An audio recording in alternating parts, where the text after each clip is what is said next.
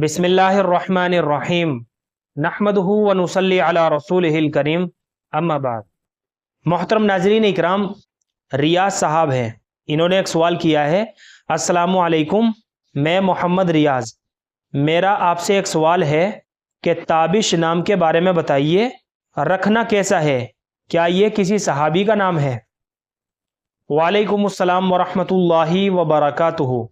देखिए, सहाबा इकराम के नामों में तो ताबिश नाम बिल्कुल भी नहीं मिलता। अलबत्ता ताबिश जो है ये नाम माना के एतबार से अच्छा नाम है।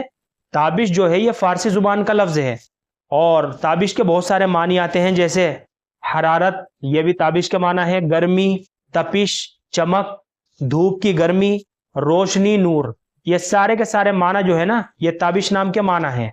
इसके अलावा चमक और रोशनी को भी ताबिश कहते हैं। इसके अलावा ताबिश और तालिश, तोय के साथ पालिश, ये एक खास कौम का नाम भी है। यानी ईरान के अंदर एक पहाड़ है जिसको ताबिश और तालिश कहते हैं, वहां पर एक बस्ती है, उस बस्ती का नाम भी ताबिश है और तालिश भी कहते हैं। इसके अलावा इस नाम से ईरान और आज़रबाईजान के ख़ास इलाके भी मौसूम हैं। तो आपने ये जो सवाल किया है कि बच्चे का ताबिश नाम रखना कैसा है, बिल्कुल रख सकते हैं, एकदम दुरुस्त है, जायज़ है। इसके माना के अंदर भी कोई ख़राबी नहीं है। माना का लिहाज करते हुए बच्चे का ताबिश नाम रखा जा सकता है।